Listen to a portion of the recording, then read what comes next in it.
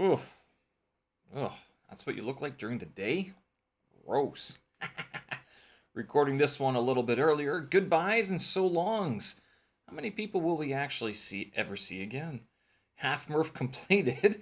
Didn't want to. Was a little rough getting up in the morning. Want to update to Monterey, but now I have to back up everything. Ah. Reading up on London's history. And do you even need a PhD these days? Good question. Friday, September 23rd, 2022. I'm Steven Sersky. This here is my audio digest. Published Monday to Friday, and I put the archives up on my website, stevensersky.com. And I'm actually thinking about creating a separate YouTube channel to host these live streams, or at least these videos. And that way I can not just link to other YouTube videos and clips, but it would be a lot easier to create, I guess, like video show notes.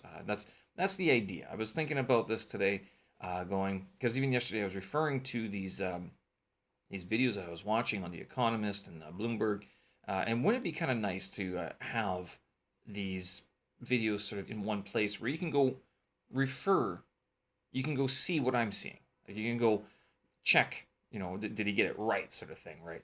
A bit of a verification, more than just calling me out on Twitter or something like that. Instead, actually being able to follow through with the links and stuff like that. It's a bit more work. I also kind of wonder if, I mean, I do ask, I do wonder, is it worth it? What's different from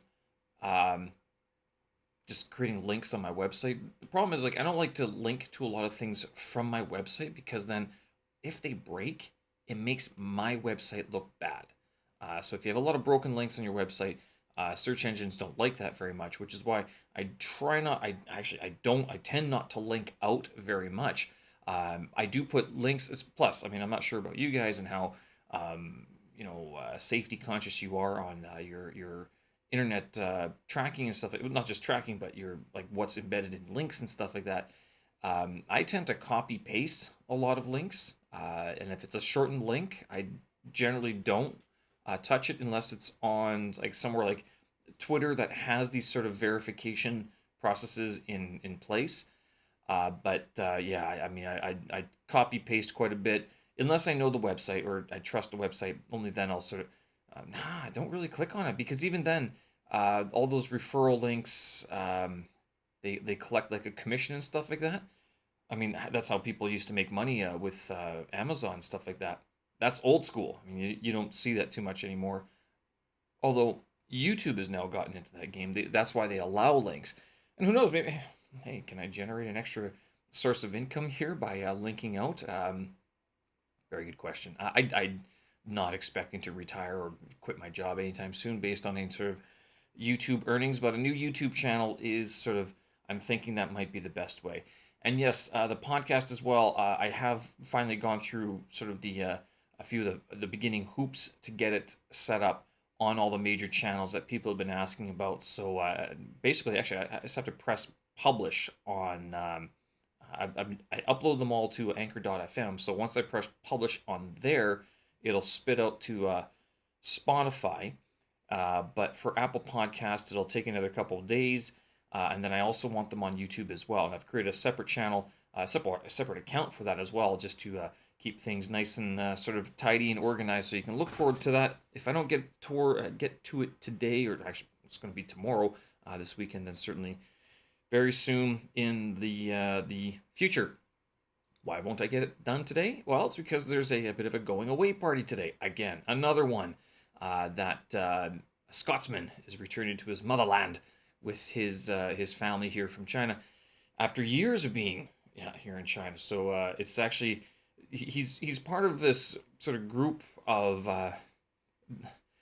elders, but not the aged elders. I say some people might not like this, but elders, 10 years, 15 years, not 10 years in the country. That's a decent, from the last. It's got to be 15 years because that's the Olympics, right?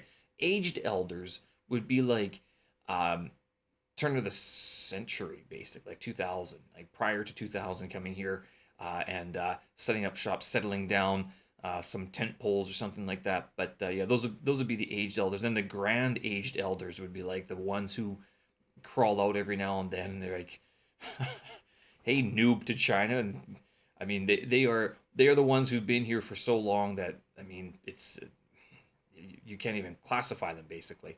But yeah, anyway, I mean he's part of this guy who's leaving as one of these elders, 10 years, 15 years in the country. He doesn't want to go, but I think sort of the winds have changed a little bit, and it just seems a little bit more sensible to be overseas. And a lot of people are sort of thinking this. That being the case, I mean, at that party last week at Plan B's 10th anniversary, uh, met a few new faces, a few new people, and just like they came here. So I know one or two other people coming into China as well in the next little while. So China's not strictly off limits. It's not completely out of the realm of possibilities. It's just yeah, I don't know what it is to tell you the truth. I mean, it's not the money making paradise that it was before. Now these people coming over, I'm not sure what kind of contracts they have, but if you're an English teacher, you're not making the same coin that you were before, and it's getting a little bit tougher to sort of justify staying here as an English teacher.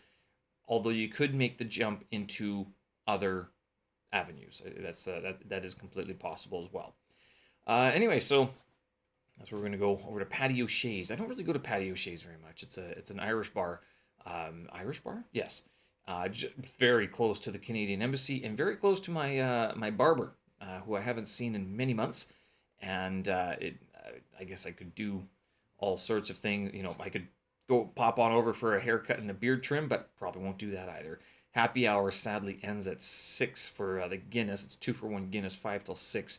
But I won't be there until after because I have an appointment prior to that. But yeah, how many people are we going to see again, right? I mean, it's one of these things where, you know, you go to these goodbye parties and then, you know, you have a couple shots and you don't really, actually, you have a couple beers and you have a couple burgers and you don't really remember much of the night anyway. And then when will you see him again, right? Will things be as good? Will things be worse? I don't know. Where will I be? Where will I be in a year, 2 years, 10 years from now? Hard to tell. Hard to tell. I tell you. And you know, people can always come back. It is fully possible. It's not entirely out of the question to leave for a few years, possibly even put your kid through school and stuff like that, and then return. You know, you tell your kid like, listen, we're going back at some point, right? So it's not completely. It's not the end be all end all, but certainly it is a change. And when you do come back, things will have changed, even if it's ever so slightly. That being said, got up this morning, a little bit rough to get up this morning. I guess I didn't drink enough water yesterday. I think sleep and hydration are two things I think are sort of key to better recoveries after these workouts that I've been doing, especially after Wednesdays. Wednesdays was a decent workout, and I don't think I hydrated enough. I know I didn't sleep enough, but the today it was still rough. I didn't get out of the house until 10 to 7 or so. I think I started my workout, but I did manage to do the half Murph unweighted again, with the 2 mile warm up that took 21 minutes and 30 seconds. The whole thing, 1 mile, 50 pull-ups, 100 push-ups, 150 squats, and another mile took me about 39 minutes total. Today was actually kind of crazy because I did the 50 pull-ups, and I did those in about 7 or 8 minutes. I was actually kind of impressed that I was able to do that quickly. And that last mile took 8 minutes and 16 seconds. And I was pushing. I didn't really decide to go for the 8 minute mile until like towards 7 minutes, 30 seconds. I'm like, oh, I might be able to make it. Had I started that sort of heavy, almost sprint running at 7 minutes, I probably could have hit the 8 minute mile. But I mean, it's tough. You're going fast, and I don't know. I was thinking actually. I talked about the Hot Shot 500 workout scheme that earlier in earlier this week. You know the what do you call them, the firefighters workout plan for those who go fight the wildfire sort of thing. I was thinking it might actually be a good thing to switch into that because the half Murph requires me to do these pull ups on this tree branch outside. and it's uneven, first of all. But the other thing is that it gets really cold in the winter. I remember this from last year, that it's not just not easy to grip, but it's like it's cold, and then you're doing the push-ups on the ground. So I might either have to get gloves for this, or yeah, definitely gloves. But doing pull-ups in gloves is kind of difficult. So we'll see what's going on. I kind of like this half Murph, and if I can get this thing done in 40 minutes, if I get it done in like 35 minutes, I think that'd be kind of good. It'd be a good time. It'd be a nice little easy, easy, a nice challenging morning workout that is demanding, but it doesn't kill you. Like, it doesn't leave you gasping for breath or anything like that. So that's something I want to work towards over the coming months, I guess, over the next little while. Backup, no, upgrades and backups. I just received word that one of the programs I use, Pixelmator Pro, has released a new version, and I went to go upgrade, and it says, well, you need Mac OS 11 or above, and I'm sitting at 10.1.5, so I'm still on Catalina, not on Monterey, or like Ventura. My tablet's on Ventura, but Monterey is the latest stable version. I skipped, what is it, Mojave. That one I didn't do, mainly because I have all of these programs that like Final Cut and Logic, and I didn't want to, throw a wrench into those programs, into those plans, those workflows. But even still, Final Cut has upgraded to, and is now includes quite a few features that I'm sitting here going, that'd be kind of nice to have. And if I could get that, it'd sort of make my life a little bit easier. One of the things that they actually have built into Final Cut now is this noise reduction. So it will, if you're sitting in a cafe and you're recording, it will happen. It will allow you to isolate the sounds, and then You isolate the sounds and then focus in on your voice. So that means it will do away. It'll cut out all the noise that you can't, that you want to cut out anyway. So things like, one of the things I have with some of the interviews that I have, like if it's noisy or something, that being able to get rid of that'd be great. So it's but that's the latest update of Final Cut Pro, and I can't get it. Same with Apple Motion. I'm not sure if there's any updates to Logic Pro lately, but these things, it's now 3 or 4 programs that can't update because I'm sitting on this old OS. So I downloaded Monterey today, and then I'm thinking, like, wait a minute, before I press install, does this thing wipe my computer? And I think, yes, it does. So I'm going, no. No wiping. If you could, I thought Apple would be smart enough that they could sort of replace your OS without wiping everything. But I guess that's not the case. Sadly, it means that I'll have to spend some time picking through all the stuff that I have on my my hard drive, and then be able to pop that all over to my backup hard drives and everything.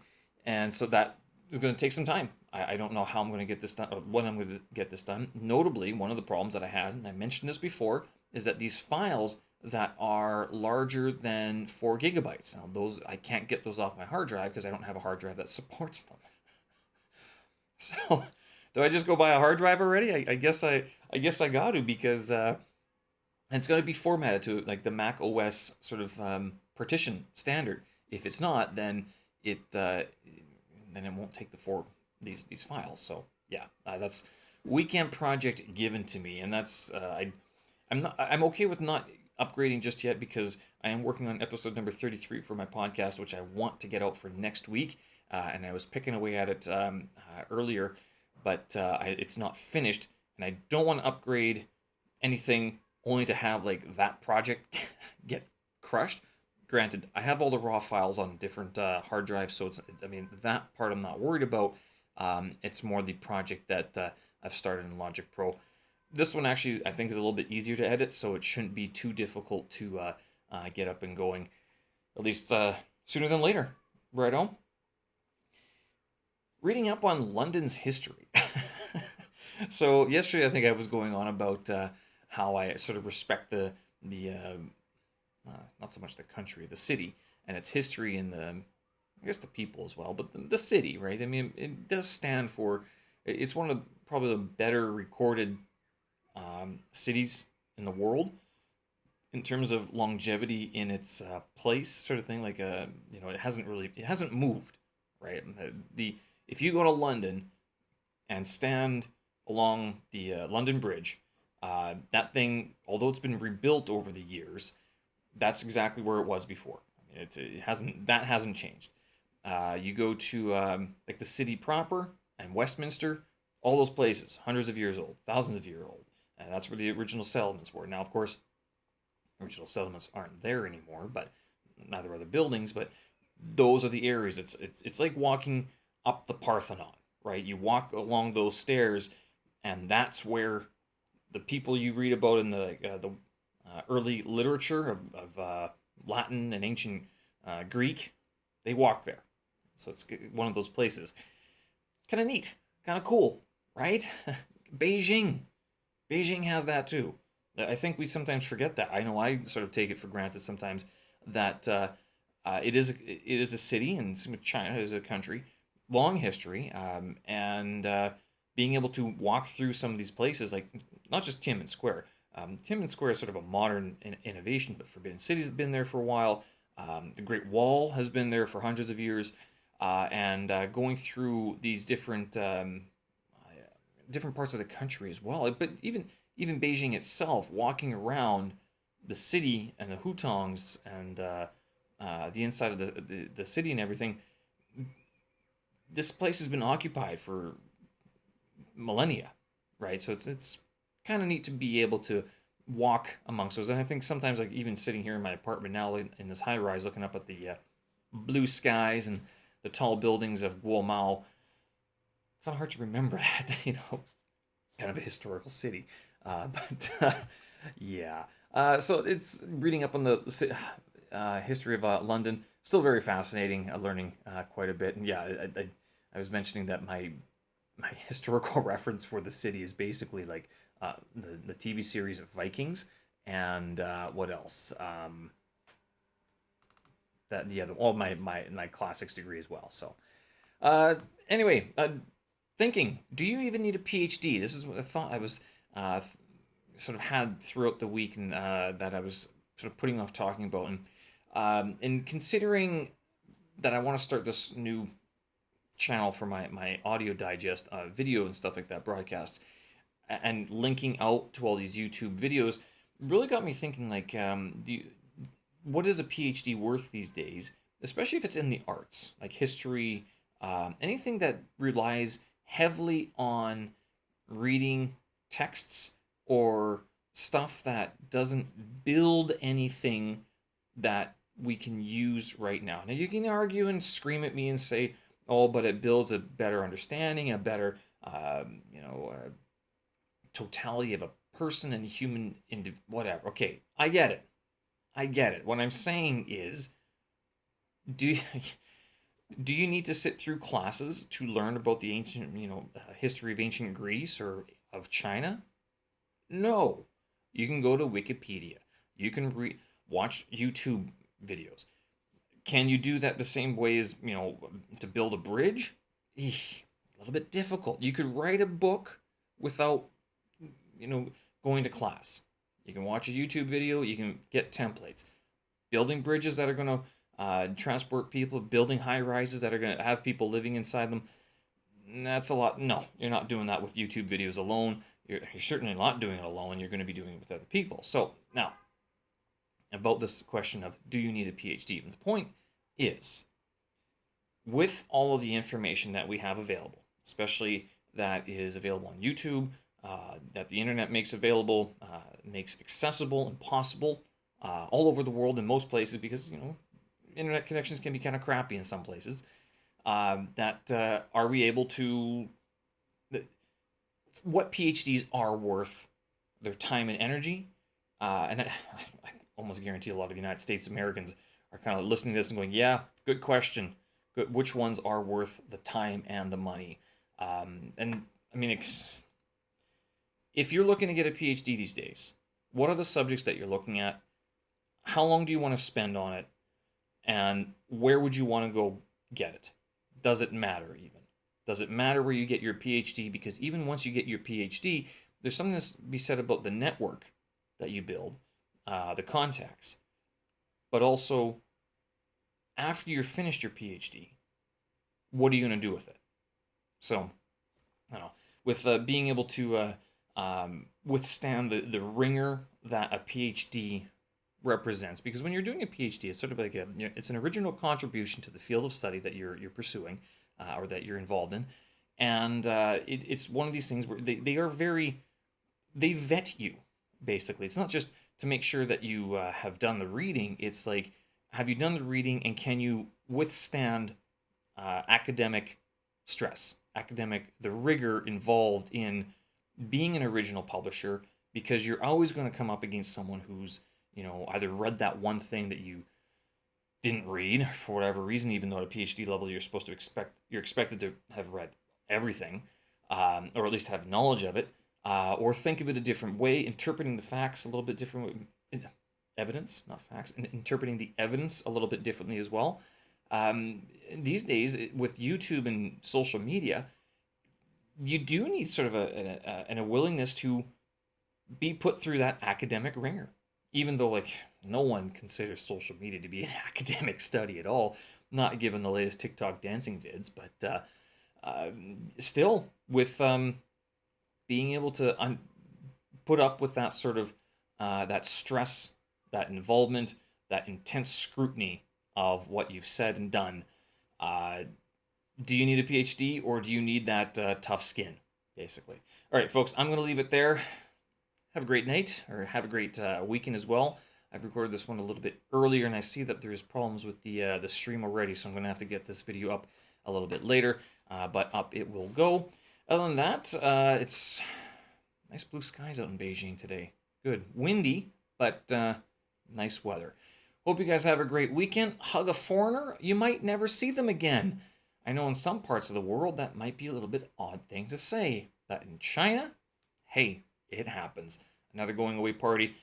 And yeah, we'll see how long that goes on tonight. All right, folks, again, thank you very much for listening. I appreciate it. Show notes, tracks, and vids up on my website, stevensersky.com. Have a great weekend. We will talk again. Bye-bye. And that broke.